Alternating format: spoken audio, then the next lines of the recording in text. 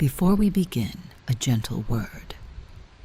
What you are about to hear is a fictional bedtime narrative inspired by the themes and imagery found in the book of Isaiah and other parts of the Holy Bible. This is not a word-for-word scripture reading. It is a calm, imaginative retelling, shaped for rest, designed for comfort, and offered as a peaceful companion for your night. Everything here is safe. Everything here is gentle. You may simply listen and let the words carry you towards sleep. Hello and welcome. I am glad you are here tonight. I am glad you chose this place, this quiet corner of your evening, to set your phone down or to let the screen go dim and to simply rest. There is nothing you need to do right now, nothing you need to solve, nothing waiting for you that cannot wait a little longer. Tonight, I want to walk with you through an ancient landscape, a place of rolling hills and wide valleys, of vineyards in the afternoon sun, and quiet roads that wind toward a city set on a high place. This is the world of the prophet Isaiah, a world of dust and olive trees, of temple bells heard faintly in the distance, of promises spoken softly across centuries, promises about peace and comfort, and a light that never quite goes out. I will be walking through this world as though I am there, as though I have just arrived on a warm evening and the sky is turning the color of apricots, and somewhere ahead of me there is a road I am meant to follow. You do not need to follow every word. You do not need to remember anything. Just listen. Just breathe. Let your shoulders settle a little lower against your pillow or your mattress. Let them find their resting place, and we will begin. I arrive at the edge of a wide valley, and the first thing I notice is the color of the light. It is golden, not bright, not sharp, just golden. The way late afternoon looks when summer is almost finished and the days are just beginning to lean toward autumn. There are fields on either side of the road. Some of them are planted with barley, some with wheat. The stalks move gently in the breeze, and they make a sound like someone brushing their hand slowly across a blanket. I walk forward. The road is packed earth, smooth under my feet, warm from the day. I can feel that warmth even through my sandals. Ahead of me, far in the distance, I can see the outline of a city. It sits on a hill. The walls catch the light in a way that makes them look almost amber, almost honey-colored. That is Jerusalem. I have heard of this place. I have heard that it is called the City of Peace, that its name carries within it a word for wholeness, for things being made complete. I am not in a hurry to reach it. The evening is long. The road is gentle, and the air smells like dry grass and wild thyme, and something faintly sweet, maybe figs, ripening somewhere nearby on a tree I cannot see. I pass a low stone wall.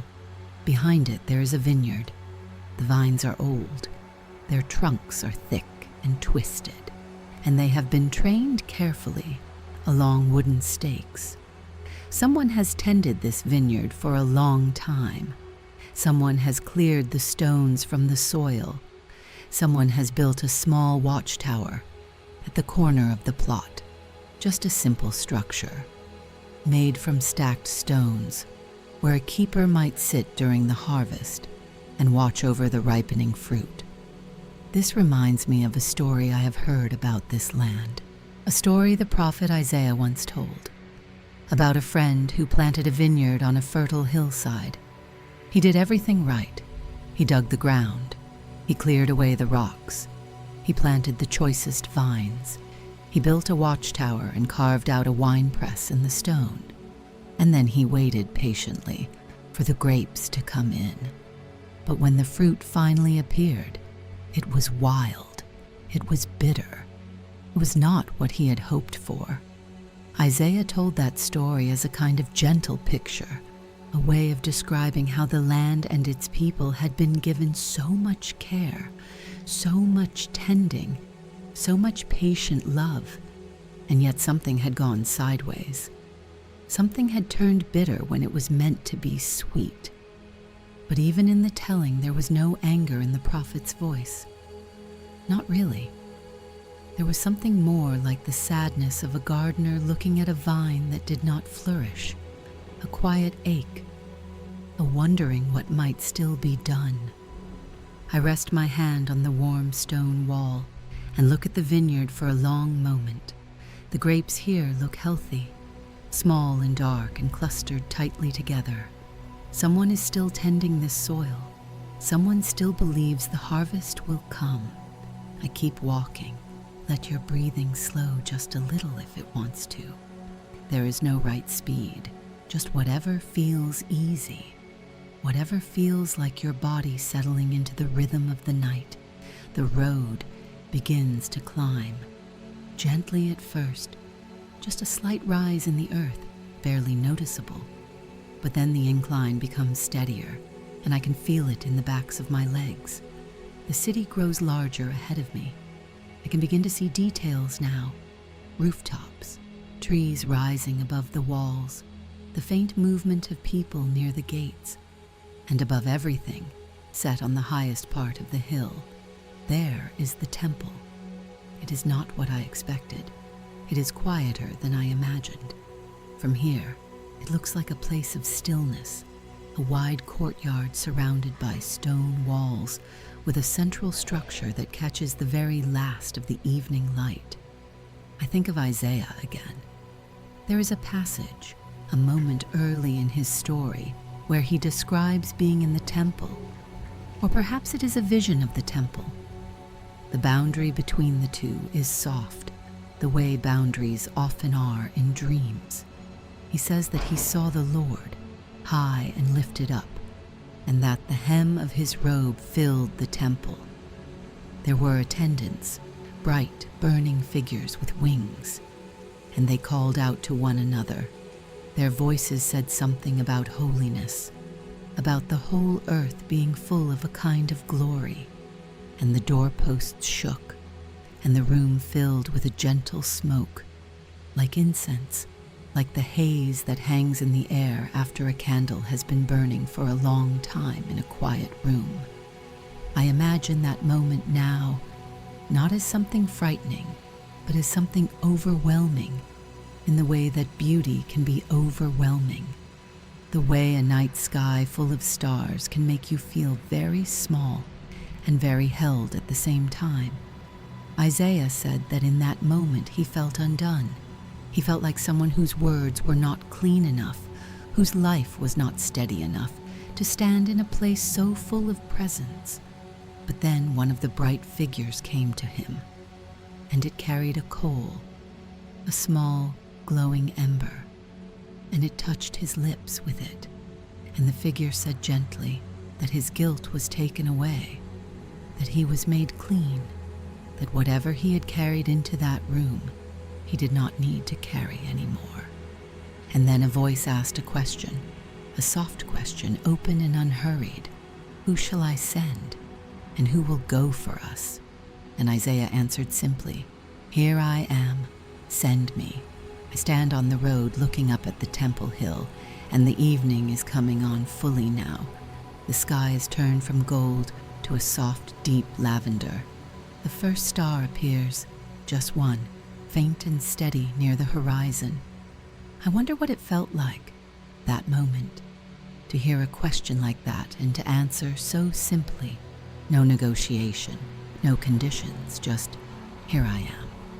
Maybe it felt less like bravery and more like relief, like finally being asked the question you had been waiting to be asked, like finally being told that your voice, however imperfect, was needed. Let me tell you a small story now, a quiet one. It is not from the Bible.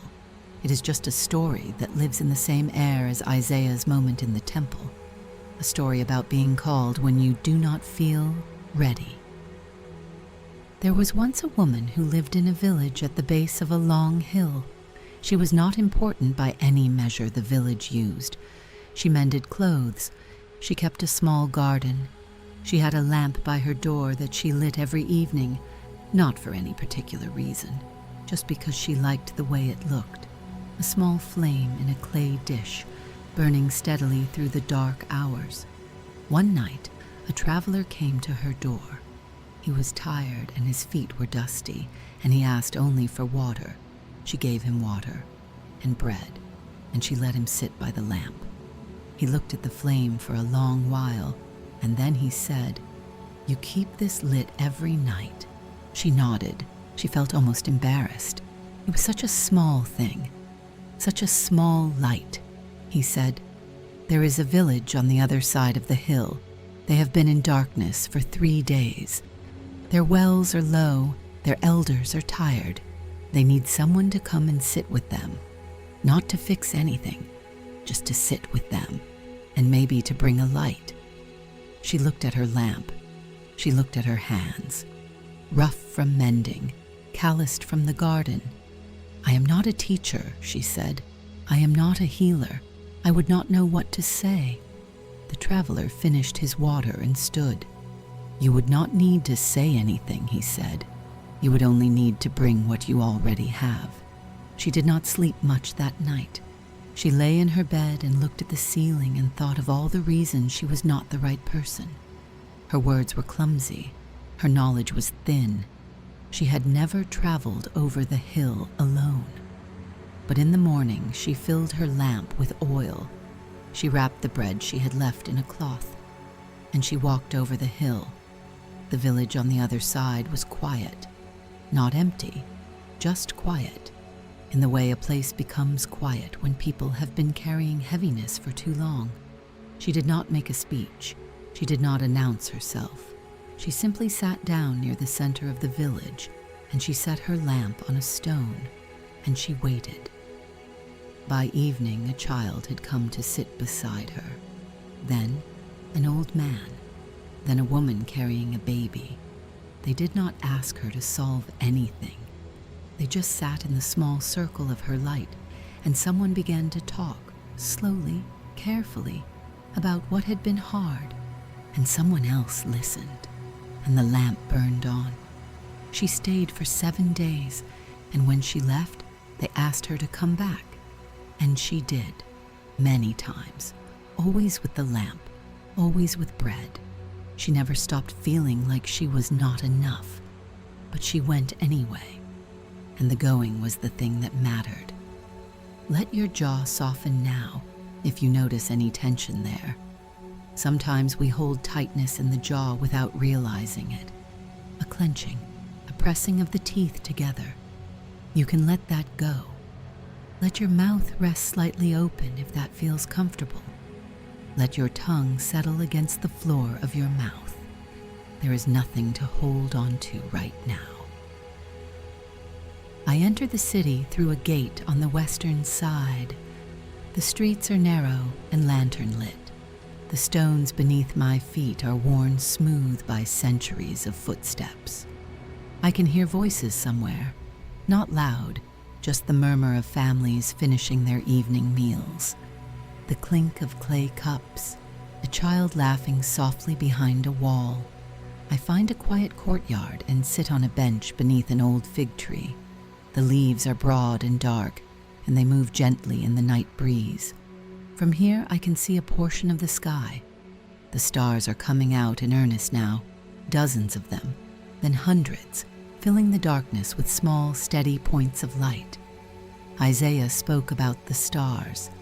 Later in his writings, much later after the warnings and the vineyard songs and the hard truths, there came a turning point, a place in the text where the tone shifted like a river bending toward the sea. The words began to speak of comfort. Comfort, comfort my people, the prophet said. Speak tenderly to Jerusalem. Tell her that her hard service is over, that her suffering has been acknowledged, that something new is beginning. I sit under the fig tree and let those words settle. Comfort, comfort. The repetition is intentional. It is the way you might speak to someone who has been afraid for a long time and does not quite believe the fear is over. You say it twice because once is not enough. You say it gently because the person you are speaking to has grown used to harsh sounds, and a gentle sound might startle them if you are not careful. The prophet went on. He said that a voice was calling out, a voice in the wilderness, saying to prepare the way, to make the rough ground level, to lift up the valleys and bring low the mountains. Not literally, of course, but as a picture, as a way of saying that all the obstacles between here and peace would be smoothed, that the road forward would be made passable. And then he said something about grass. He said that people are like grass. We spring up and we wither. The grass fades, the flower falls. Our days are brief, our strength is temporary. But the word of God, he said, stands forever. It was not a sad observation, not the way he said it. It was more like a reassurance, as though he were saying, yes, you are small. Yes, your life is a brief season of green in a very long story. But the story itself does not end. The promises do not fade. The word that spoke the stars into being is the same word that speaks comfort to you now, tonight, in your smallness, in your tiredness, in your ordinary, precious life. I look up at the stars through the fig leaves and I breathe slowly. The night is fully here now. The city has grown quieter. Somewhere a door closes softly. Somewhere a mother is singing.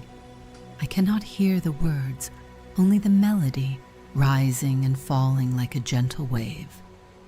Isaiah asked a question in that passage. He said, "Do you not know? Have you not heard?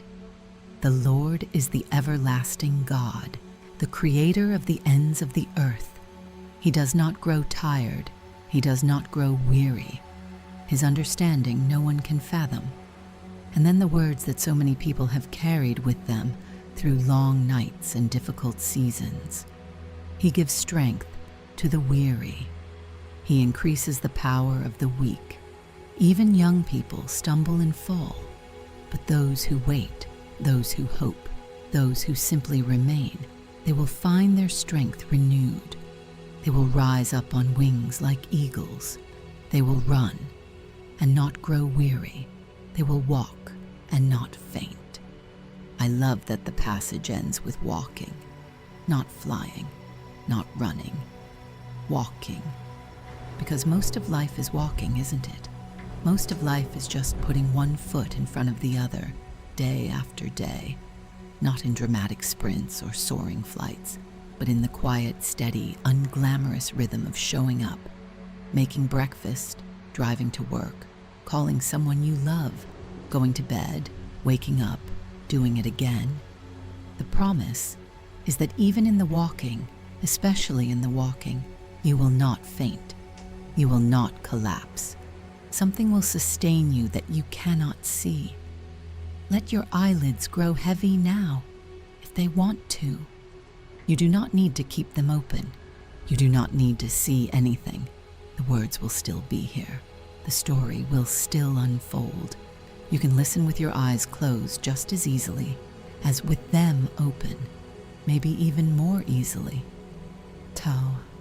After a while, I stand and walk through the courtyard, down a quiet lane, and out through another gate on the eastern side of the city. The landscape here is different. It opens up into a wide wilderness, not a harsh desert, but a broad expanse of dry hills and pale stone under starlight. The air is cooler. I can smell something mineral and clean, like rain that fell somewhere far away. This is the wilderness Isaiah spoke of, the place where the voice calls out, the place where the road is being prepared. I stand at the edge of it, and I feel very calm. There is so much more ahead, so much more the prophet has to say. Words about a servant who would come, gentle and quiet, not breaking a bruised reed, not snuffing out a faintly burning wick. Words about rivers in the desert and roads through the wasteland. Words about a suffering that would carry meaning and a peace that would have no end. But there is no rush. The night is long and kind, and the road goes on. I take one more breath of the cool, clean air. I feel the ground beneath my feet, solid, steady, ancient, and I begin to walk forward slowly into the wide and open dark. The stars keep watch above me, and the story continues.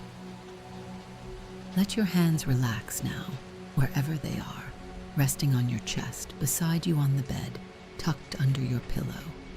Let the fingers uncurl just slightly. Let the palms go soft. You are safe here. You are held, and there is more to come. The wilderness is quieter than I expected. I thought it might feel lonely. All this open space, all this empty land stretching out under the stars. But it does not feel lonely at all. It feels held.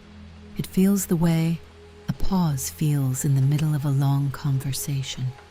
Not an absence of words, but a space where the words can breathe. I walk slowly along a path of pale stone. The ground is dry but not barren. Here and there I see low scrub bushes, their leaves silvery in the starlight. A small lizard darts across the path ahead of me and disappears into a crack between two rocks. The air has cooled further now. It is the deep cool of a desert night, not cold, just clean. The kind of air that fills your lungs completely and makes you realize you had not been breathing deeply enough before. I breathe now, slowly, in through my nose, out through my mouth. Just one breath, full and easy. And I think about what Isaiah said about this kind of place. He said that God would make a way in the wilderness, a path in the wasteland. He said that rivers would break out in the desert and streams would flow through dry ground, that the burning sand would become a pool, that the thirsty ground would become springs of water. He was not speaking only about the land, of course. He was speaking about the inner landscape, the places inside a person that feel dry and cracked and forgotten, the seasons when hope runs low and the days feel flat and the soul feels like packed earth that has not seen rain in a very long time. Even there, Isaiah said, even in those places, water will come. I come around a bend in the path and I hear something unexpected. Water, not a rushing sound, not a river or a waterfall, just a small, steady trickling, the sound of a spring, water rising up from somewhere deep in the rock, finding its way to the surface, pooling in a shallow basin of stone.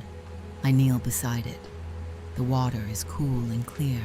I can see the stars reflected in it, tiny points of light on a dark surface, perfectly still, except for the faintest ripple where the spring feeds into the pool. I cup my hands and drink.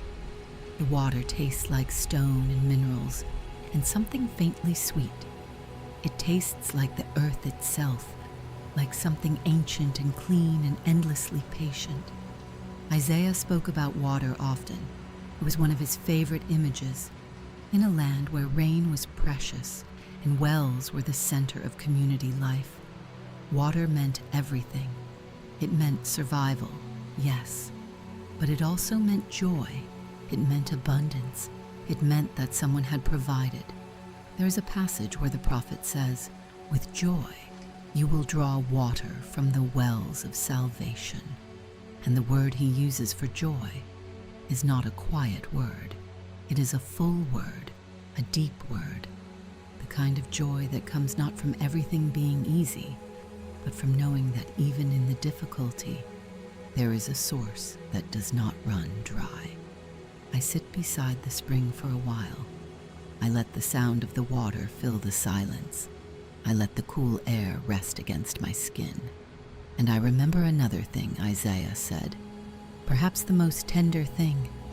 "Fear not, for I have redeemed you. I have called you by name. You are mine. When you pass through the waters, I will be with you, and through the rivers they shall not overwhelm you. When you walk through fire, you shall not be burned. The flame shall not consume you. When you pass through, not if, when. The prophet did not promise that the waters would never come. He did not say the rivers would always be shallow, or the fire would never burn hot. He said something different. He said you would not go through them alone. He said there would be a presence beside you, steady, unshakable, calling you by name, and that presence would be enough, not enough to make it painless, but enough to make it survivable, enough to carry you through to the other side. Let your shoulders release again. They may have gathered some tension without you noticing. They do that quietly while we are not paying attention. Just let them drop.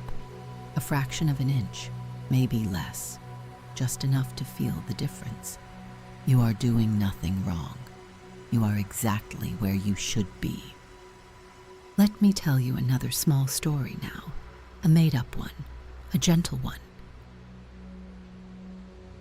There was once a girl who lived beside a river. The river was wide and brown and steady. It moved past her village the way seasons move, always going, never hurrying, carrying leaves and branches and sometimes small boats on its back. Her father was the bridge keeper. The bridge was old, made of wood and rope and faith, her father liked to say. It spanned the river at its narrowest point, and it swayed when the wind blew, and it creaked when anyone walked across it. But it held. It always held. Her father's job was simple. He checked the ropes each morning. He replaced the planks when they wore thin. He stood at one end during storms and held a lantern so that anyone crossing could see the way. The girl loved watching him work. She loved the steadiness of his hands as he tested each knot.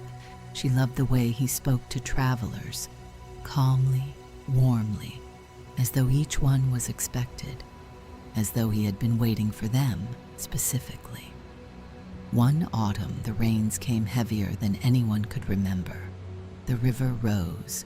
It swelled past its banks and lapped at the foundations of the bridge. The water turned dark and fast and full of debris, branches, fence posts, things torn loose from upstream. People in the village said the bridge would not hold. They said it was foolish to try to cross. They said anyone who attempted it would be swept away. But on the third night of the storm, a family appeared on the far bank, a mother and two small children. They were wet and shivering, and they had nowhere else to go. Their home was behind them, already swallowed by the floodwaters. The girl's father lit his lantern. He walked to the near end of the bridge, and he held the light high, and he called across the water. The girl could not hear the exact words over the sound of the rain in the river, but she saw the mother's face change. She saw the fear begin to loosen. She saw the woman take her children's hands, and then her father did something the girl had never seen before. He walked out onto the bridge himself, into the storm, into the shaking, swaying middle of the span, where the water roared beneath and the ropes groaned and the rain came sideways. He walked to the center, and he waited there, holding the lantern, steady as a heartbeat. The mother and her children began to cross, step by step, plank by plank. The bridge shook, the river screamed beneath them, but the lantern did not waver. When they reached the center, her father turned and walked with them, one hand on the rope, one hand holding the light. He matched their pace, slow, careful, deliberate. He did not rush them. He did not pull them. He simply walked beside them, and the light moved with them, and the darkness stayed at the edges where it belonged. They reached the near bank. The mother was crying. The children were shaking, but they were across. They were safe. They were on solid ground. The girl brought blankets. Her mother brought warm broth. The family sat by the fire, and slowly, slowly, the trembling stopped. Later, when the house was quiet and the rain had softened to a steady murmur, the girl asked her father how he had known the bridge would hold. He thought about it for a moment. "I did not know for certain," he said, "but I have tended those ropes for 30 years. I know every knot. I know every plank. And I knew that if I was on the bridge with them, they would not be afraid. And if they were not afraid, they could walk. And if they could walk, they would make it across." He looked at the fire. "The bridge does not need to be unshakable," he said. "It just needs to hold long enough, and someone needs to be on it with you." The girl remembered that for the rest of her life, not as a lesson about bridges, but as a lesson about presence, about the way fear loosens its grip when you are not alone, about the way a single steady light can make a shaking path feel like solid ground. The rain continued for 2 more days after that, and every night her father lit the lantern and stood at the end of the bridge, and every night the bridge held. It always held. Let your breathing be soft now. Let it come and go like a tide on a very calm shore. There is nothing to control, nothing to manage. Your body knows how to breathe. It has been doing it all day without your help. You can let it continue now, quietly, faithfully, while you rest. I leave the spring behind and continue along the wilderness path. The terrain has changed slightly. The dry hills have softened. There is more vegetation now, low grasses, clusters of wildflowers that have closed their petals for the night, the occasional acacia tree standing alone against the sky like a dark, quiet sentinel. The stars have shifted overhead. Time is passing, but it does not feel like time. It feels like something slower and kinder. It feels like drifting. As I walk, I begin to think about the figure at the center of Isaiah's later writings, the one the prophet calls the servant. This servant appears gradually in the text, not all at once, but in pieces, like someone emerging slowly from a morning mist. First a silhouette, then a shape, then finally a face. And the face is not what you might expect. Isaiah says the servant will not shout. He will not cry out in the streets. He will not raise his voice in the public squares. His arrival will not be announced with trumpets or banners or displays of force. Instead, he will be quiet. He will move through the world gently. And then Isaiah gives 2 of the most tender images in all of his writing. He says that a bruised reed the servant will not break, and a faintly burning wick he will not snuff out. I walk for a while with those words. A bruised reed. I think of all the people who feel bruised, bent, not broken entirely, still standing, still alive, still green at the core, but bent by the weight of what they have carried, by grief, by disappointment, by the slow, accumulating exhaustion of ordinary life. Isaiah says this servant will not come along and snap that reed. He will not look at the bent thing and decide it is not worth saving. He will tend it. He will support it. He will let it heal at its own pace, in its own time. And a faintly burning wick. I think of people whose flame is low, not extinguished, still there, still flickering, still giving off a tiny thread of light and warmth, but low, barely holding on. The kind of flame that a strong gust could put out. Isaiah says, the servant will not blow out that flame. He will cup his hands around it. He will shield it from the wind. He will wait patiently for the oil to catch again, for the flame to steady, for the light to grow. I stop walking and stand still on the path. The night is so quiet, so deeply, thoroughly quiet that I can hear my own heartbeat. steady and slow and faithful. I think about what it means that the most powerful figure in Isaiah's vision, the one sent to bring justice to the nations, to set things right, to establish peace, is described not by his strength, but by his gentleness, not by what he conquers, but by what he refuses to destroy. There is something in that which feels like the deepest kind of safety, the knowledge that you can come to this presence bruised. You can come with your flame barely lit, and you will not be judged for it. You will not be discarded. You will be met with a tenderness so careful, so deliberate, that even the most fragile part of you is handled as though it matters. Because it does matter. You matter, even tonight, even tired, even with whatever you are carrying that you have not told anyone about, even with the questions that do not have answers yet, and the ache that does not have a name yet. You are the reed. You are the wick, and you are not going to be broken. You are not going to be put out. Let your eyelids rest fully now, if they have not already.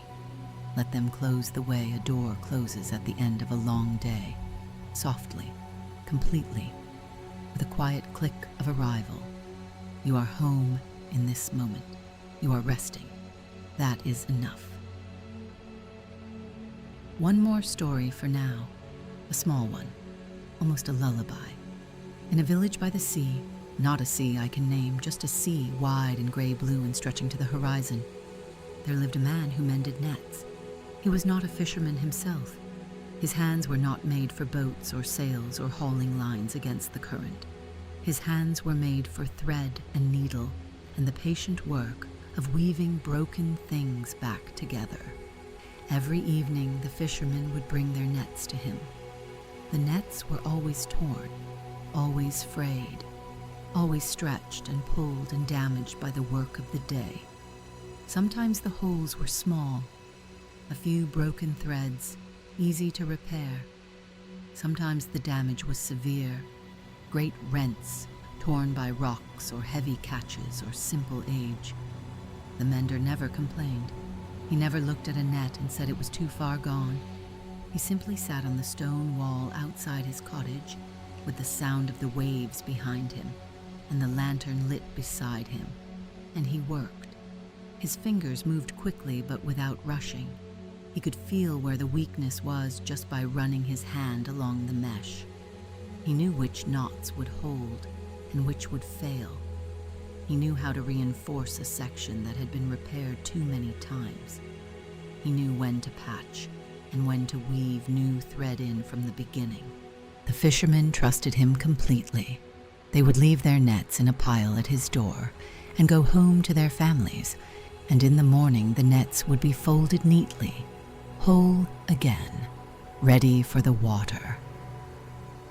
What the fishermen did not know, what almost no one in the village knew, was that the mender's hands ached. They ached constantly. A deep, steady pain in the joints and the tendons, the kind of pain that comes from years of repetitive, careful work. He never mentioned it. He never stopped. He simply soaked his hands in warm salt water each night before bed and flexed them slowly. And in the morning he began again. One evening, a young fisherman, new to the village, new to the trade, brought a net that was nearly destroyed. It had been caught on a reef and dragged across sharp coral, and the damage was extraordinary. More hole than net, more absence than presence. The young man was embarrassed. He started to apologize. He said he would understand if the net had to be thrown away. He said he knew it was probably beyond saving. The mender took the net from him gently. He held it up and looked at it for a long moment, turning it, studying the pattern of the damage, tracing the intact threads with his fingertips. Then he smiled. "This is not beyond saving," he said. "It is simply in need of more patience." The young man watched for a while as the mender began to work, thread by thread, knot by knot, slowly filling in the empty spaces, reconnecting what had been torn apart, rebuilding the structure from the inside out. "Does it hurt?" the young man asked, noticing the way the mender flexed his fingers between stitches. The mender looked at his hands. "Yes," he said simply. "Then why do you do it?" The mender was quiet for a moment. The waves murmured behind them. The lantern flickered gently. "Because a net that has been mended," he said, "is often stronger than a net that has never been torn. The new thread holds tighter than the old. The places that were broken become the places that hold the most." He tied another knot, small, precise, steady. "And because," he added more softly, "I would rather my hands bear the ache than see the net lost." The young fisherman sat with him until the work was finished.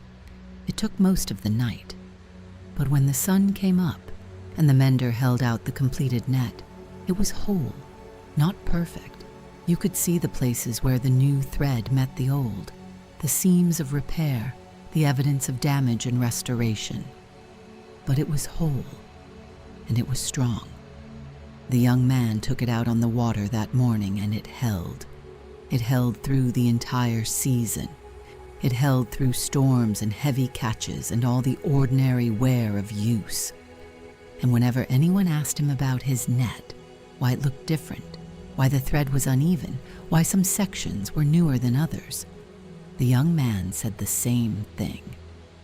It was nearly lost, but someone took the time to mend it, and the mending made it stronger than it was before. That is the end of that story.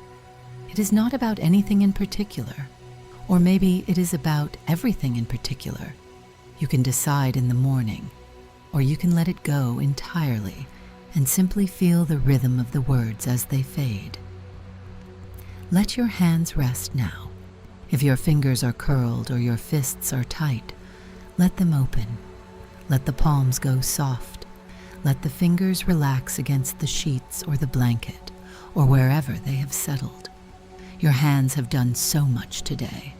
They have carried things and held things and typed things and opened things. They are finished now. They can rest. You can rest. I am still walking in the wilderness, but the path has begun to turn, not sharply, not suddenly, just a gentle curve, the way a river bends, and now I can see something ahead of me that I could not see before, a faint lightness at the edge of the sky. Not dawn, not yet, but the suggestion of dawn, the earliest, most tentative promise that the darkness will not last forever, that somewhere beyond the curve of the earth, the sun is beginning to stir. Isaiah wrote about this kind of light. He wrote about it with a tenderness that suggests he had spent time in the dark, real dark, deep dark, the kind of dark that makes you wonder if morning will ever come. He said, "The people who walked in darkness have seen a great light. On those living in the land of deep shadow, a light has dawned." He said it as a promise, as a certainty. Not the people who walked in darkness might someday possibly see a light if conditions are favorable, but they have seen it. It is done. It is already happening. The light is already on its way, and the only question is how long until you notice it. I walk toward that faint glow on the horizon. The wilderness around me has not changed. The same dry hills, the same low scrub, the same pale stones under my feet. But something about the quality of the darkness has shifted. It is softer now, less total, as though the night itself is exhaling, loosening its grip, making room for what comes next. Isaiah had so much more to say, about restoration, about a suffering that would mean something, about a peace that would spread like water across the earth, about deserts blooming and broken things being made new, and a world that would one day be so full of the knowledge of goodness that it would be like the sea, vast and deep and impossible to contain. But those words are ahead of us. waiting on the path. We will reach them in time. For now, this is enough. The walking, the breathing, the slow turn of the sky from black to the deepest possible blue. You are here. I am here. The story is unfolding, and the night is still kind. Rest now. Rest for a while. I will be here when you return. The path goes on, and the light is coming, and everything is well. The path descends, gently, the way a hillside eases into a valley. Not a drop, not a cliff, just a slow and steady lowering of the ground beneath my feet. The pale stones give way to softer earth. The scrub bushes grow a little taller, and the air changes. It becomes heavier somehow, more still, as though this low place holds its breath differently than the hills above. I am walking into a valley. It is not a frightening place. I want to be clear about that. It is simply a quiet place, a deep place, the kind of valley where sound does not carry very far, and the sky above looks like a narrow ribbon of stars between the ridgelines on either side. I walk slowly. My footsteps make almost no sound on the soft ground, and I think about the most difficult part of Isaiah's writing. There is a section, a passage that has been read and whispered and wept over for thousands of years, where the prophet describes a figure who suffers, not for anything he has done wrong, not because of his own failings or his own choices, but because of what others have carried, because of what others could not bear on their own. Isaiah describes this figure with extraordinary tenderness. He says the servant was despised, rejected, a man of sorrows, acquainted with grief. He says people turn their faces away from him, the way you might turn away from something too painful to look at directly. But then Isaiah says something that changes everything. He says, "Surely this servant has borne our griefs. He has carried our sorrows. The punishment that brought us peace was upon him, and by his wounds we are healed." I walk through the valley and I sit with those words. By his wounds we are healed. It is one of the most mysterious sentences in all of ancient literature. The idea that suffering can be transformative, that one person's willingness to bear a weight can lighten the load for everyone else, that there is a kind of love so deep and so deliberate that it walks straight into the hardest place and stays there, not because it has to, but because that is where it is needed most. Isaiah does not describe this with violence or with horror. He describes it the way you might describe someone stepping into a cold river to carry a child across. Yes, the water is freezing. Yes, the current is strong, but the arms do not let go. The feet find the bottom, and the child reaches the other side dry and safe and wondering how it happened. The valley is very still around me. I notice a small stream running along the lowest point of the ground. Barely a stream, really. More like a thread of water, thin and silver in the starlight, making its way over smooth stones with the quietest possible sound. I follow it. Isaiah says that the servant did not open his mouth, like a lamb led to the shearer, like a sheep before its shearers is silent. He did not protest, he did not argue, he did not insist on his own innocence, even though his innocence was complete. And I think what Isaiah is describing is not weakness, it is not passivity. It is something much harder than either of those things. It is a chosen silence, a willingness to absorb rather than deflect, to hold rather than throw back, to accept the full weight of something and let it rest in your own body rather than passing it along to someone else. That is not a small thing. That is perhaps the most difficult thing a person can do. But here is what I want you to hold. If you are still listening, if you are still awake, and it is perfectly fine if you are not, if you have already drifted. if these words are simply washing over you like water over stones. Here is what I want you to hold. Isaiah does not leave the servant in the valley. The passage does not end in the low place. It moves through it. It passes through the shadow and comes out the other side. And when it does, there is light. There is restoration. There is what Isaiah calls a portion among the great, a vindication, a lifting up, a proof that the suffering was not the end of the story. The valley is real. The pain is real. But the valley has an exit. The path goes through, not down.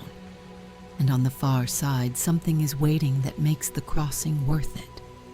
I can already feel the ground beginning to rise again beneath my feet. The valley is behind me. The stream continues on its way, murmuring softly, carrying whatever small leaves and seeds have fallen into its current toward wherever it is going.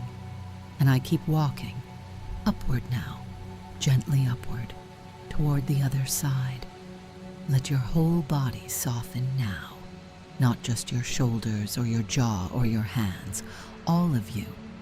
Your back against the mattress, your legs, your feet, the muscles around your eyes, the space between your eyebrows where tension likes to gather and build a small invisible knot. Let that knot dissolve.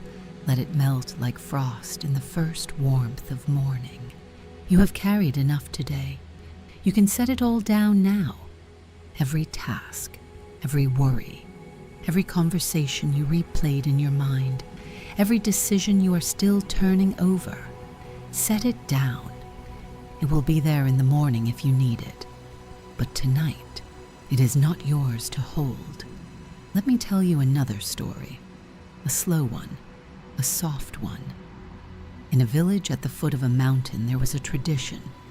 When something sorrowful happened, a loss, a failure, a grief too heavy to name, the person who suffered would find a stone, a smooth round stone from the riverbed, and they would carry it in their pocket or in their hand, and as long as they carried it, everyone in the village understood. They knew that person was in a season of heaviness. They gave them space. They spoke gently. They did not ask too many questions. Over time, most people set their stones down. The grief softened. The loss became bearable. The stone was returned to the river, and life continued. But there was one woman in the village who noticed something. She noticed that some people never set their stones down, not because their grief was larger than anyone else's, but because they had forgotten they were carrying them. The weight had become so familiar, so ordinary, so woven into the shape of their daily lives that they no longer recognized it as a burden. It was simply part of them. The way a limp becomes part of how you walk, the way a scar becomes part of how you see your own skin. The woman's name was Mira. She was not young and not old. She had brown hands and a quiet face, and a way of sitting beside people that made them feel unhurried. One evening, she sat beside an old man on the bench outside the village well. His name was Tobias. He had carried his stone for 11 years, ever since his son had left the village and never returned. The stone sat in his coat pocket. He touched it sometimes without realizing, the way you might touch a bruise to check if it still hurts. Mira did not ask about the stone. She simply sat with him and watched the sky darken and said nothing for a very long time. Eventually, Tobias spoke. He talked about his son, about the last morning, how ordinary it had been. Bread and honey for breakfast, a brief conversation about the weather, a door closing, footsteps on the road growing fainter. He said he had replayed that morning 1,000 times. He said he always tried to find the moment where he could have said something different, something that would have made his son stay. But the morning was so ordinary. There was no dramatic argument, no harsh words, just a quiet departure, a slow vanishing. Mira listened. She listened the way the earth listens to rain, fully, openly, without resistance. When he finished, she held out her hand. "May I hold your stone for a while?" she asked. Tobias looked at her. No one had ever asked him that before. He did not know if it was allowed. He did not know the rules for such a thing. But something in her face, some steadiness, some willingness, made him reach into his pocket and take out the stone and place it in her open palm. It was heavier than she expected, not physically. It was just a river stone, smooth and gray, no larger than a plum. But when it touched her hand, she felt something, a weight that was not weight, a sadness that was not her own, but that she recognized anyway. The way you recognize a melody you heard once as a child. She closed her fingers around it. "I will carry this tonight," she said. "You rest." Tobias opened his mouth to protest. 11 years of habit told him the stone was his. The grief was his. No one else could carry it. No one else should have to. But Mira simply smiled and put the stone in her own pocket and said goodnight. That night, Tobias slept more deeply than he had in years. He did not dream of the morning his son left. He did not dream at all. He simply rested the way a field rests after a long harvest, empty and open and quiet. And Mira lay awake with the stone. She felt the weight of it. She felt the 11 years of wondering and waiting and replaying and hoping, and slowly, slowly giving up hope. She did not try to fix it. She did not try to understand it. She simply held it and let it be heavy, and she breathed, and the night passed. In the morning, she returned the stone to Tobias, but something had changed. He held it in his hand and turned it over, and it felt lighter, not weightless, not gone, but lighter, as though the stone had been soaked in water for 11 years, and someone had finally wrung it out. "How?" he asked. Mira shook her head. "I do not know," she said, "but I think grief is like a coal. If one person holds it alone, it burns. But if someone else is willing to hold it with them, even for a night, the heat distributes. It becomes bearable." Tobias looked at the stone for a long time. Then he walked to the river, and he did not throw it in. Not yet. He was not ready for that. But he set it on the bank, in the grass, where he could see it from the bench, where he could visit it when he needed to. But he no longer carried it in his pocket. And Mira went home and soaked her hands in warm water and rested. And in the evening she sat beside someone else. She did this for years. Not every night, not for every person, but often enough that people began to understand what she was offering. She was not a healer. She was not a priest. She was simply someone willing to hold the weight for a while so that someone else could sleep. And that, it turned out, was enough. The story is over now. Let it settle wherever it wants to settle. You do not need to find a meaning. You do not need to draw a lesson. Let it simply rest in you, like a stone in a quiet pocket, growing lighter with time. I have reached the top of the far ridge. The valley is behind me now, below and behind, lost in the soft folds of the landscape. And ahead of me, the world opens up. A wide plain stretches to the east, rolling grassland, pale and silver under the stars, moving gently in a wind I can feel on my face. It smells different here, greener. There is moisture in the air, not rain, but the memory of rain, the promise of rain, the way the earth smells when it knows water is coming. And I think of what Isaiah said next, after the suffering, after the valley, after the servant who bore the weight and was lifted up again. Isaiah's voice changes. It opens.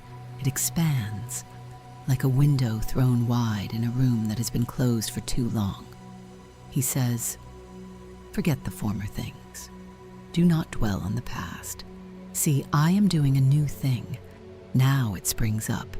Do you not perceive it? I am making a way in the wilderness and streams in the wasteland.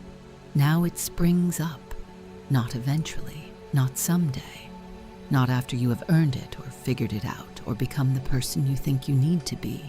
Now, already, in the middle of whatever wilderness you are standing in the middle of whatever wasteland you are walking through, the new thing is already growing. The water is already rising.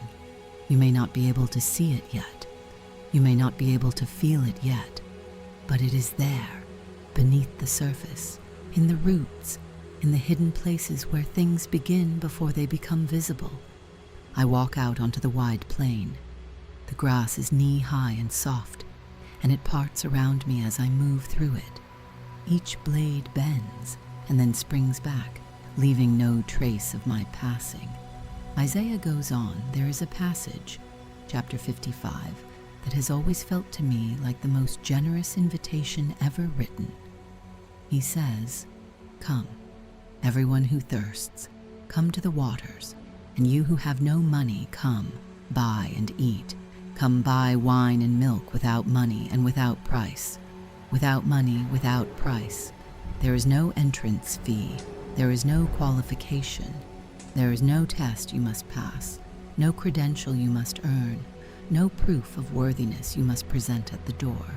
The invitation is simply, come. If you are thirsty, come. If you are hungry, come. If you have nothing to offer in exchange, come anyway. Come especially." Isaiah asks, why do you spend money on what is not bread? Why do you labor for what does not satisfy? And I hear that question tonight, walking through this silver grass under these steady stars, and I think of all the ways I have spent myself on things that did not nourish me. The hours given to worry, the energy poured into comparison, the late nights spent scrolling through other people's lives, measuring my own against them and coming up short every time. Isaiah says, listen carefully to me. Eat what is good. Let your soul delight in rich food. And then this, incline your ear, come to me. Hear, that your soul may live. Incline your ear. Such a gentle instruction. Not force yourself to listen.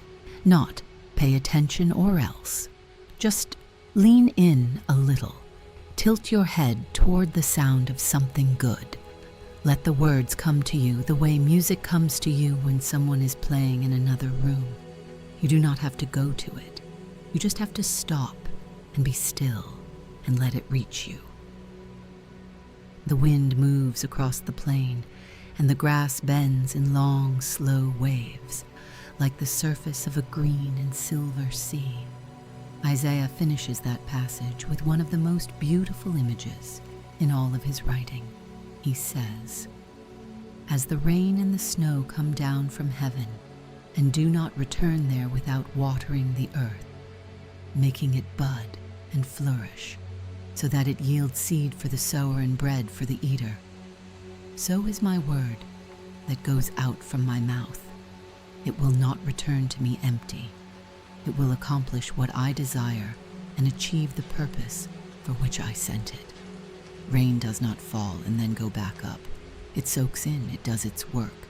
It reaches the roots and the seeds and the hidden places in the soil, and things grow, not always immediately, not always visibly, but inevitably, faithfully, in time. And then the very last lines of that chapter, "You will go out in joy and be led forth in peace. The mountains and the hills will burst into song before you, and all the trees of the field will clap their hands. The trees will clap their hands." I look out across the plain, and in the distance I can see a line of trees, dark silhouettes, against the slowly lightening sky. And the wind moves through them, and their branches sway, and their leaves rustle. And I think, yes, that is what it sounds like. That is what it has always sounded like. Applause, gentle, ceaseless, unhurried applause. The earth celebrating simply because it is alive. Let your breath be the easiest thing in the world right now. Let it be like the wind through those trees. Let it be like rain falling, natural, unhurried, nourishing without effort. In and out, the quietest rhythm, the most ancient song. One more small story for this stretch of the night.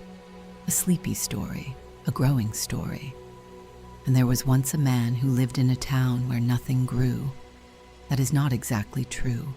Things grew in the gardens of the wealthy, where water was pumped in through pipes from the river. But in the ordinary parts of town, the narrow streets where the houses leaned against each other and the rooftops were flat and dusty, nothing grew. There was no soil to speak of, just packed clay and concrete and the gray dust that settled on everything like a fine, persistent snow. The man's name was Asa. He lived in a small room on the third floor of a building that overlooked an alley. His window faced east. Every morning, the sun came through that window and lit up the opposite wall, and every morning Asa thought the same thing. It would be nice to see something green. One day, he found a clay pot in a pile of discarded things behind the market. It was cracked along one side, but still held its shape.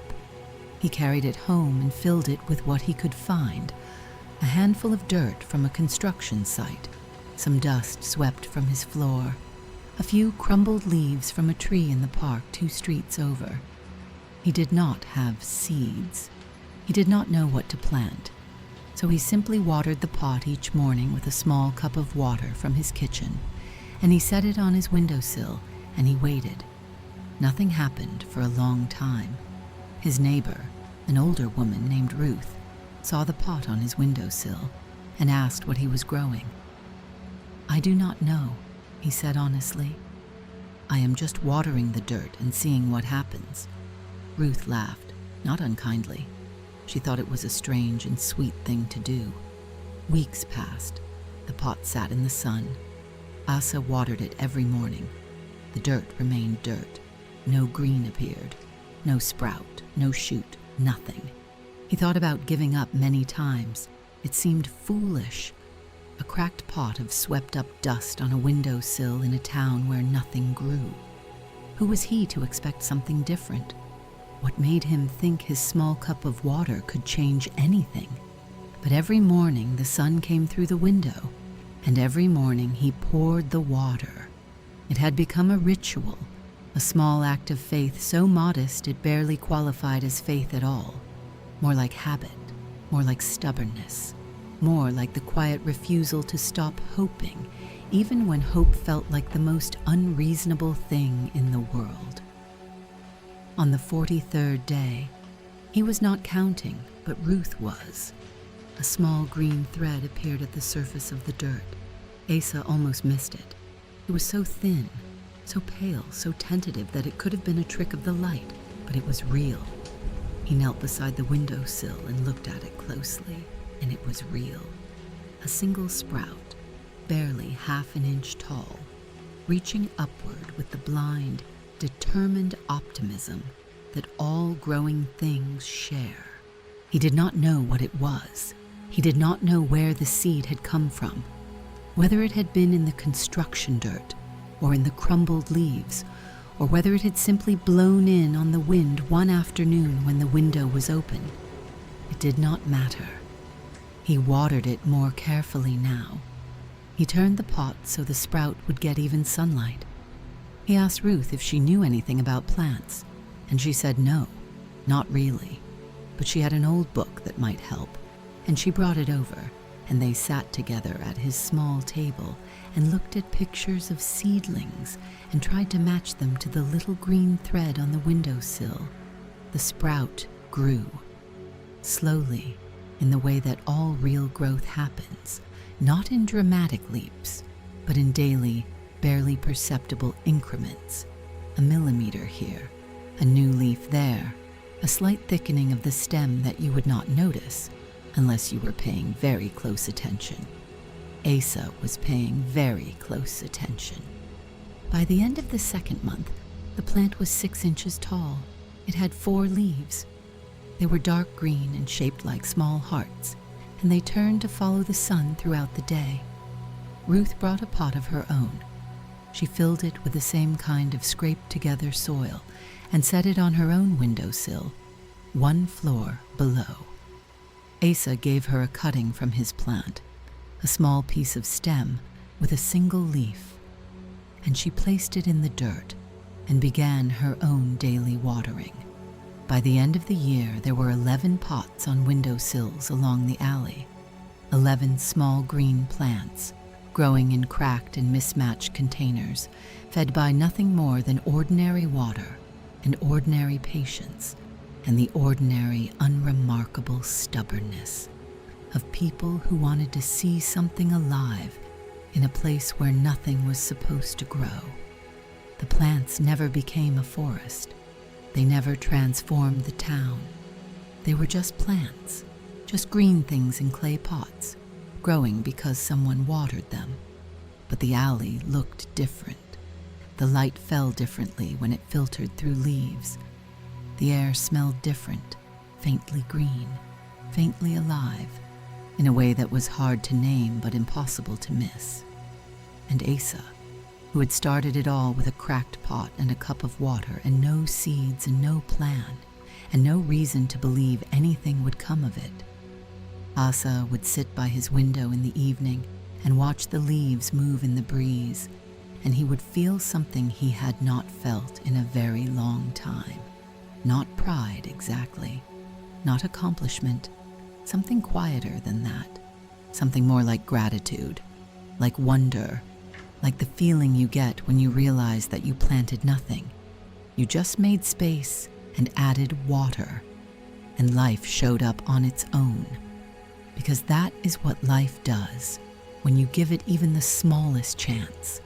It shows up, it pushes through, it finds the crack in the concrete and the gap in the stone and the patch of dust on a windowsill 3 stories above an alley where nothing is supposed to grow.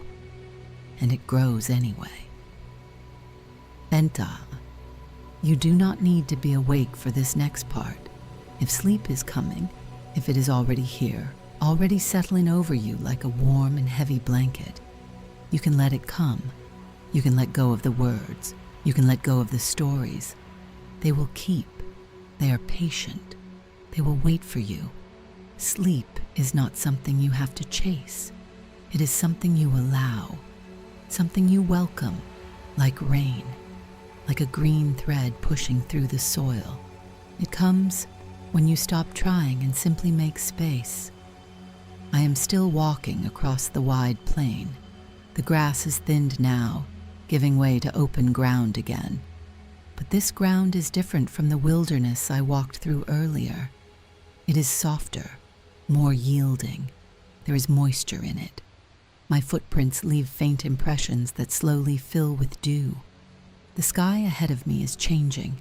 The deepest blue of night has begun to pale, just barely, at the horizon. Not light yet, not dawn, but something before dawn, something that has no name. That space between the last star fading and the first warmth appearing. The space where everything is potential and nothing has been decided yet.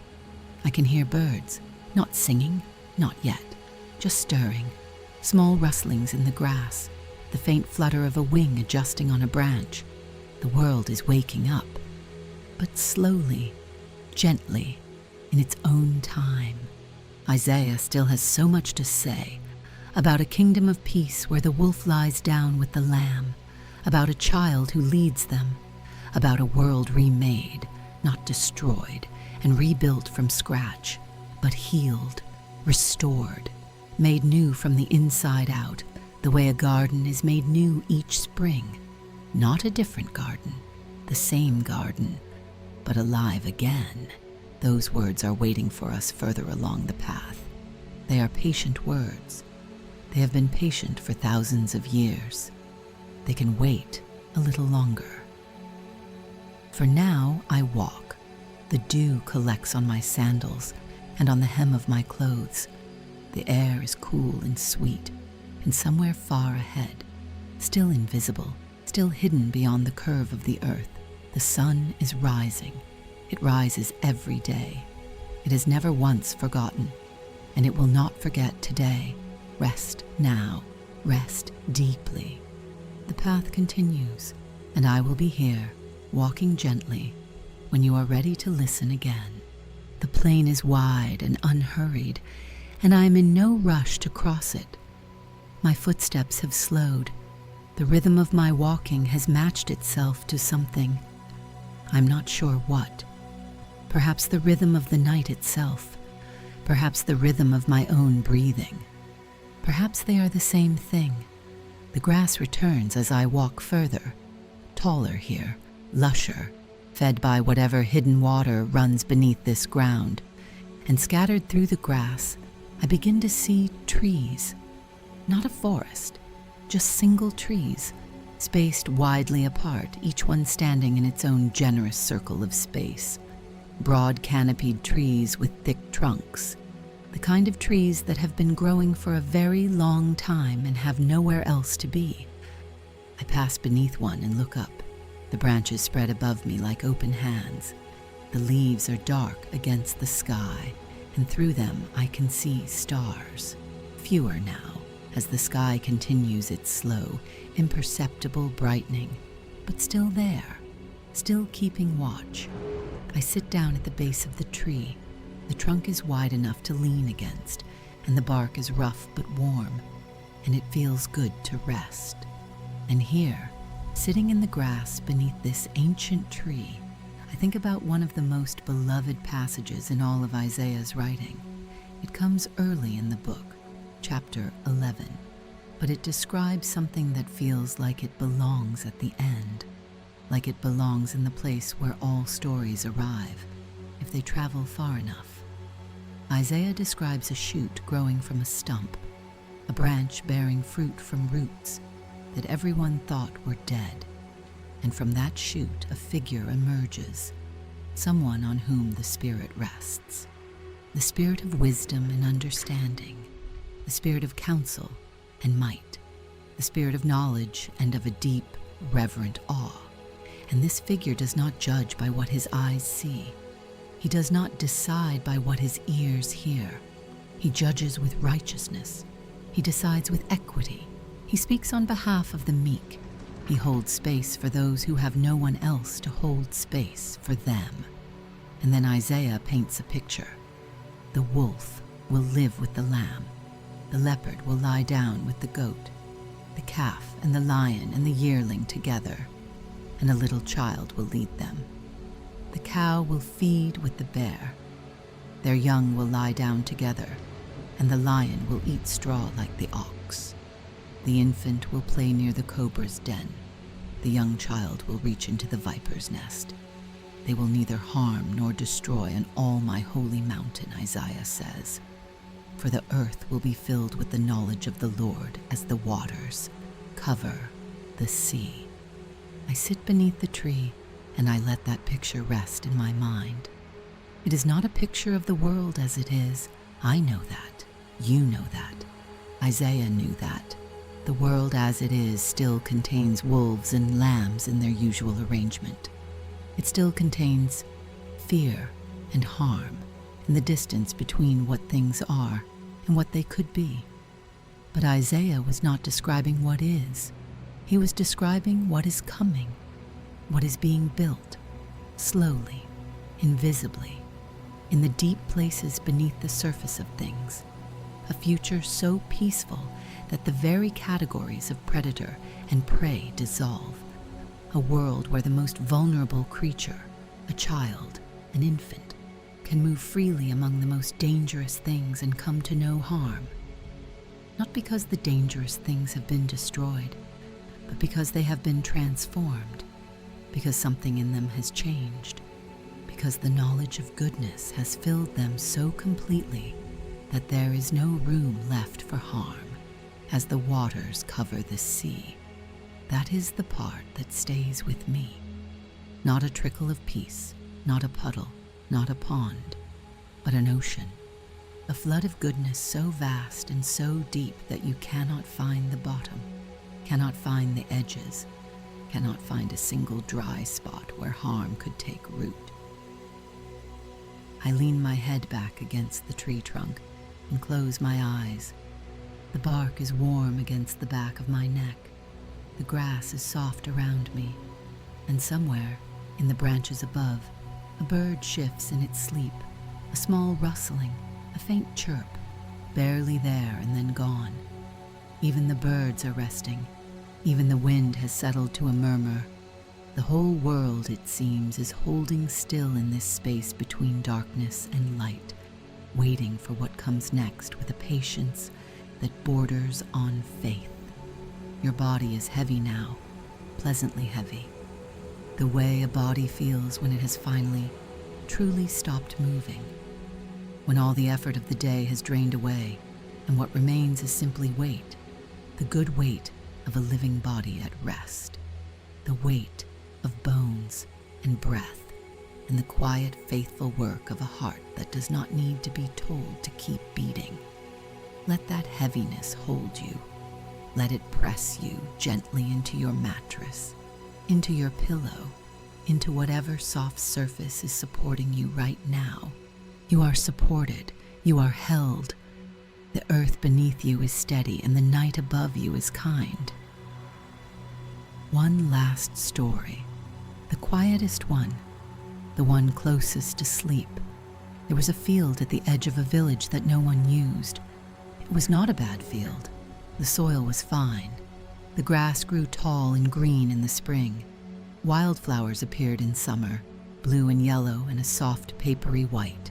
But the field was bordered on one side by a forest, and the forest was full of animals, and the animals sometimes came out into the open, and so the villagers stayed away. They had their reasons.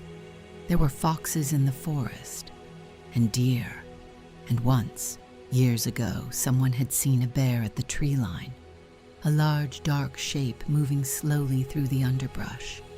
After that, the field became a place of avoidance. Mothers told their children not to play there. Farmers did not graze their sheep there. It was simply understood. The field belonged to the wild, and the wild was not safe. But there was a girl in the village, her name was Lena, who liked to sit on the low stone wall that separated the field from the road and watch. She watched in the early morning, when the mist was still rising from the grass. She watched in the late afternoon, when the light turned amber and the shadows of the trees stretched long across the ground. She watched in the evening, when the sky darkened and the first bats appeared, and the field became a place of silhouettes and soft sounds. And what she saw, over months and then years of watching, was this. The field was not dangerous. It was simply shared.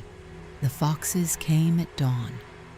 They moved through the tall grass on their quiet fox errands, hunting mice, sniffing the air, pausing sometimes to sit and look at nothing in particular with their sharp, intelligent faces.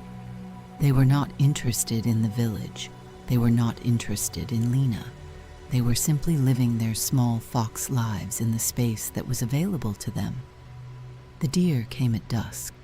They emerged from the tree line in twos and threes, stepping carefully, ears turning, and they grazed in the tall grass with a gentleness that made Lena's chest ache.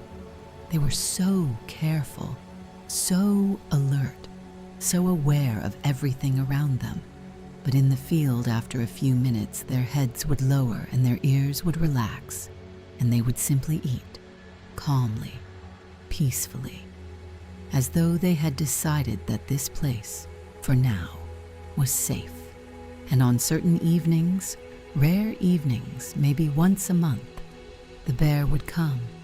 It would emerge from the deepest part of the forest and walk slowly into the field and sit down in the grass. Just sit, the way a person sits on a bench at the end of a long day, heavy and still and content to simply be. Lena noticed something remarkable on those evenings. When the bear was in the field, the deer did not flee. They watched. They kept their distance, but they did not run. and the foxes did not bolt into their dens. They simply moved to a different part of the field and continued their business. It was as though an agreement existed, unspoken, unwritten, understood by all, that this field was a place of truce, that whatever happened in other places, in other seasons, in the forest or on the mountain or in the wild spaces beyond the village, did not apply here. Here, the old rules were suspended. Here, the fox and the hare could occupy the same meadow. Here, the bear and the deer could breathe the same air. Lena told the other children about this. They did not believe her. She told her mother. Her mother said she had a good imagination. She told the village elder. The elder smiled and said that such things did not happen. But Lena kept watching, and what she saw kept being true. One evening, a warm evening in late summer, when the air smelled like cut hay and the sky was the color of ripe peaches, Lena climbed over the stone wall and walked into the field. Her heart was pounding. Her hands were shaking. Every story she had ever heard about the forest and its animals played through her mind like a warning. But her feet kept moving, and the grass parted around her, and the evening light fell on her shoulders like a warm shawl. She walked to the center of the field and she sat down. The grass was tall enough that she could barely see over it. She was surrounded by green, by the smell of earth and wildflowers, by the sound of insects and the distant murmur of the stream that ran along the far edge. She sat very still. She breathed very slowly. She waited. After a while, she could not say how long, a fox appeared. It came through the grass about 10 feet from where she sat, and it paused, and it looked at her. Its eyes were golden. Its face was sharp and curious. It regarded her for a long moment with an expression that she could only describe as consideration. Then it continued on its way, unhurried, unafraid, as though she were simply another creature in the field, no more or less remarkable than the grass, or the stones, or the wildflowers. A deer appeared at the edge of her vision, then another. They grazed slowly, their tails flicking, their dark eyes calm. And as the sky deepened and the first stars appeared, Lena heard a sound from the tree line, a heavy, slow rustling. The bear emerged. It was larger than she had imagined. Its fur was dark brown, almost black in the fading light. It walked with a rolling, unhurried gait, and it settled into the grass about 30 yards from where she sat. It did not look at her. It looked at the sky. It sighed, a deep, rumbling sound that she felt more than heard, and it rested its great head on its paws and was still. Lena sat in the field with the fox and the deer and the bear, and the stars came out, and the night arrived, and nothing happened. Nothing happened. That was the miracle. That was the whole point. Nothing happened. No one was harmed. No one was frightened.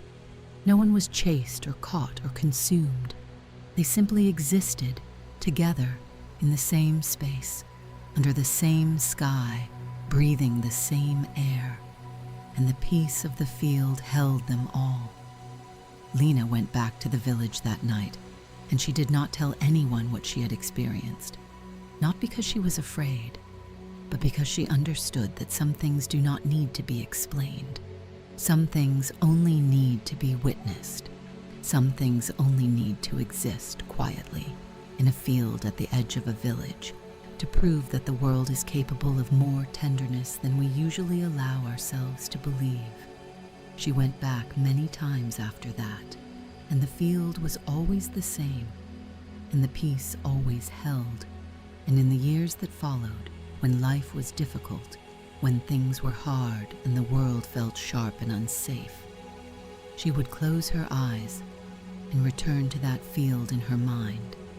She would sit in the tall grass and feel the warm air and hear the insects and know, with a certainty that nothing could shake, that peace was real, that it existed, that somewhere, always, there was a field where the old rules did not apply and everything living could simply rest. You can go to that field now if you like, in your mind. You can sit in the grass and feel the warmth and hear the quiet sounds of a world at rest. There is nothing to be afraid of. There is nothing to guard against. The field is safe. The night is gentle, and you are welcome here. I open my eyes beneath the tree. I must have rested for a while. The sky has changed again. The stars are almost gone now. Only the brightest ones remain, faint and stubborn, clinging to the last of the darkness like small lighthouses reluctant to close for the morning. The eastern horizon is unmistakable now, a band of color, not gold yet, not even orange, but a deep and luminous rose, stretches across the lowest edge of the sky. It is the color of the inside of a seashell, the color of a blush, the color of something that has been hidden for a long time and is finally showing itself. I stand slowly. My body feels rested. My legs are steady. The grass is wet with dew, and it soaks the hem of my clothes, and the coolness feels good, clean, waking. And I think of what Isaiah says about light. There is a passage, chapter 60, that begins with two words spoken like a gentle command, like a hand on a shoulder in the early morning, like someone drawing back the curtains and letting the day in. Arise, shine, arise, shine, for your light has come, and the glory of the Lord rises upon you. See, darkness covers the earth, and thick darkness is over the peoples, but the Lord rises upon you, and his glory appears over you. Isaiah was speaking to a people who had been in the dark for a very long time, not just the darkness of night, the darkness of exile, of loss, of living far from home and wondering if home still existed, of carrying a grief so old and so familiar that it had become invisible, woven into the fabric of every day, present in every breath, so constant that it no longer registered as grief. It was simply the way things were. And into that darkness, Isaiah speaks these words: arise, shine, not wait a little longer, not the light will come eventually, be patient, but arise. Now, stand up. The light is already here. It is already upon you. You do not need to go find it. You do not need to earn it. You only need to stand up and let it reach you. I walk toward the growing light. The plain is beautiful in this pre-dawn glow. The dew on the grass catches the first hints of color and turns each blade into a tiny prism. 1,000 small lights scattered across the ground, like a constellation that has fallen gently to earth. Isaiah goes on in those later chapters to describe a restoration so complete that it reads like a dream. He says the sun will no longer be your light by day, nor will the brightness of the moon shine on you, because the Lord himself will be your everlasting light. He says your days of sorrow will end. He says the least of you will become 1,000, and the smallest a mighty nation. He says he will give you a crown of beauty instead of ashes, the oil of joy instead of mourning, a garment of praise instead of a spirit of despair, instead of, that phrase repeated like a heartbeat, instead of the thing you have been carrying, here is something else, something lighter, something brighter, something that fits you better. An exchange, not forced, not demanded, but offered, freely, gently. The way a parent offers a clean shirt to a child who has been playing in the mud, not with anger, not with disappointment, just with tenderness. Here, let me help you. Let me give you this. I think of the word restoration. It is a different word than replacement. Replacement means throwing away the old thing and substituting something new. Restoration means taking the old thing, the worn thing, the damaged thing, the thing that has been through the fire and the flood and the long grinding years, and bringing it back, not to what it was before, to something deeper, something truer, something that could not have existed without the damage, because the damage is part of the story, and the story is part of the beauty.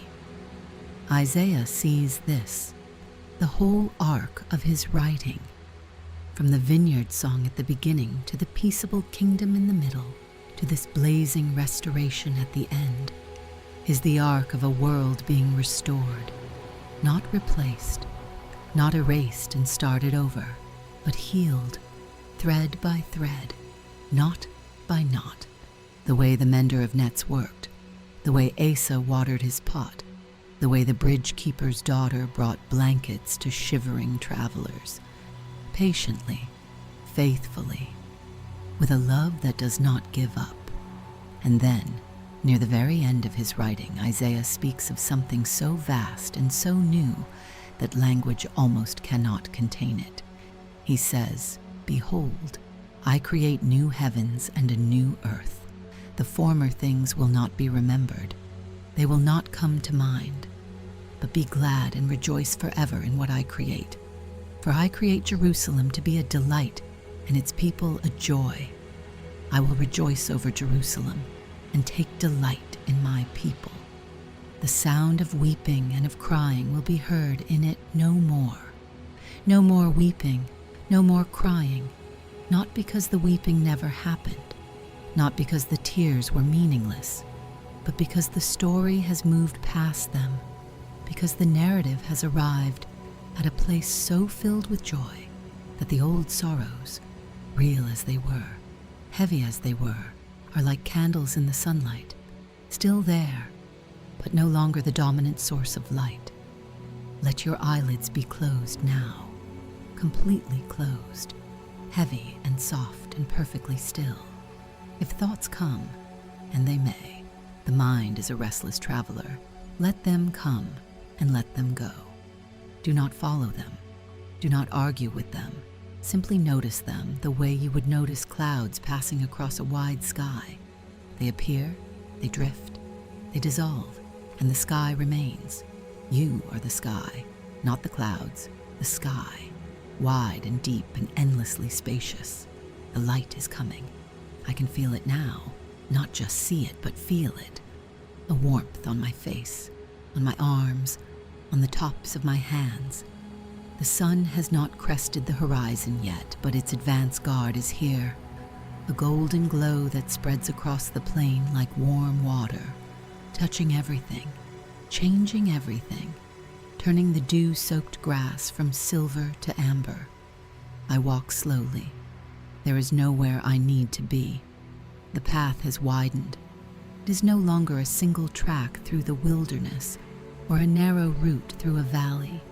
It has become a broad road, the kind of road Isaiah described when he said, "Every valley shall be lifted up, and every mountain made low, the rough ground made level, the crooked places made straight." This road feels like that, open, unobstructed, a road where you could walk for days without encountering a single obstacle, a road that seems to exist for the sole purpose of making the journey easy. I think about everything I have walked through tonight. The vineyard on the hillside, where the soil was tended, and the grapes grew dark and sweet. The temple on the hill, where Isaiah heard a voice asking who would go, and answered simply, "Here I am." The wilderness spring, where cool water rose from ancient rock. The valley, where the servant walked through suffering and came out the other side. The wide plain, where the grass bent in the wind like an ocean, and the trees clapped their hands.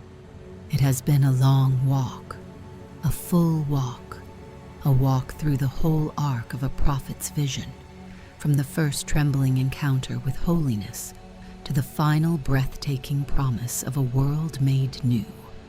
And through it all, one thing has remained constant: the presence, not always visible, not always named, but always there, in the coal that touched Isaiah's lips, in the voice that called across the waters, in the servant who bore the weight, in the rain that did not return empty, in the light that rose over the darkness, always there, always faithful, always gentle.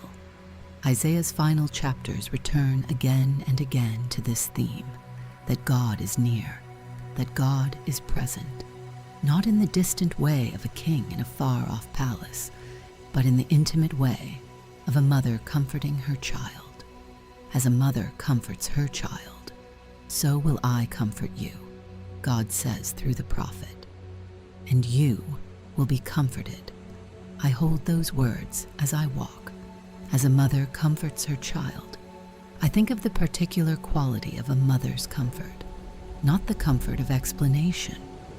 Not, here is why this happened, or here is what you should learn from this, but the comfort of presence, of arms, of being held without agenda, of hearing a voice that does not say anything particularly wise or profound, but simply says, I am here. I know.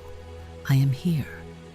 That is the comfort Isaiah is describing, the comfort of being held by someone who knows you completely and loves you anyway, the comfort of being known, every flaw, every failure, every secret fear, and finding that the knowing does not diminish the love. If anything, it deepens it.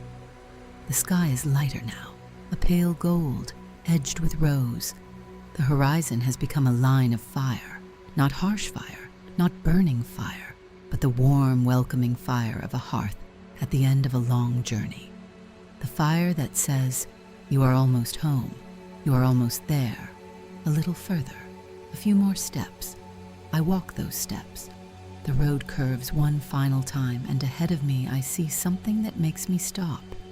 A garden, not a wild garden, a tended one.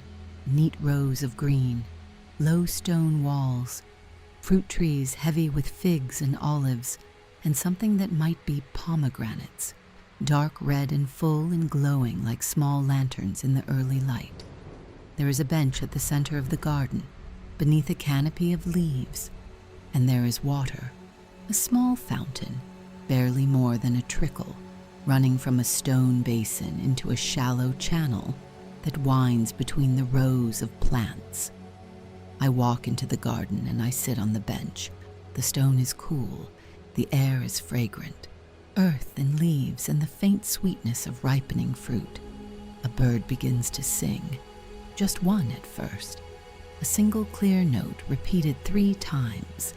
Then another bird answers, then another. The dawn chorus beginning, the way it begins every morning, the way it has begun every morning since the first morning. I close my eyes and listen. This is where Isaiah's vision ends, not in a thunderclap, not in a dramatic resolution, but in a garden, in a place of growing things, in the quiet, persistent miracle of seeds and water and light, doing what they have always done, bringing life out of soil, bringing green out of brown, bringing morning out of night. The prophet began with a vineyard, and he ends with a garden. He began with a question, who will go? And he ends with a promise, I am making all things new. And between the question and the promise, there is a whole world, a whole lifetime, a whole long, beautiful, difficult, sacred journey of walking through valleys and climbing hills and finding water in the desert and learning, slowly, that you are not alone. You are never alone. Let every part of you rest now. Your mind, which has worked so hard today, thinking, planning, worrying, remembering, imagining. Let it grow quiet. Let it become like the surface of a still pond, smooth and reflective and perfectly at peace. Your heart, which has felt so much today, joy and frustration and tenderness and impatience and love and all the unnamed emotions that pass through a human heart in the course of an ordinary day. Let it settle. Let it beat its steady, ancient rhythm without interference. It knows what to do. It has always known. Your body, which has carried you through every moment of this day, through every step and every task and every small, unglamorous act of living. Let it be still. Let it be heavy. Let it sink into the softness beneath you and know that it is held. You are held. By the mattress, by the night, by the quiet air of your room, by the steady turning of the earth, by something larger and older and more patient than you can imagine. You are held. The sun rises. I do not see it. My eyes are closed, but I feel it. A warmth on my face that was not there a moment ago. A brightness behind my eyelids that turns the darkness from black to a soft, glowing red. The air warms. The birds sing louder. The garden wakes around me in 1,000 small sounds. The flutter of a wing, the drip of water, the creak of a branch as it adjusts to the new light. But I do not open my eyes. Not yet. Not now. Because this moment, this space between sleeping and waking, between darkness and light, between the long night that has passed and the new day that is coming, this moment is sacred. This moment is the hinge. This moment is the place where everything rests. Isaiah spoke a promise that stretches from the ancient world to your bedroom tonight, a promise about comfort and presence and a light that does not fail, a promise about bruised reeds that are not broken and faint flames that are not extinguished, a promise about water in the desert and roads through the wilderness and a peace so vast it covers the earth like the sea. Those promises are not smaller because they are old. They are not weaker because they have been spoken many times. If anything, they are stronger, worn smooth by the centuries, like river stones, polished by the hands of everyone who has ever held them in the dark and found them solid. Hold them now if you like, or let them go. They will be here in the morning. They will be here whenever you need them. They are patient promises, faithful promises, promises that do not expire. The garden is warm and the fountain murmurs and the birds sing and the morning is here. And you are safe, and you are known, and you are loved, and you can sleep now, deeply, peacefully, without fear.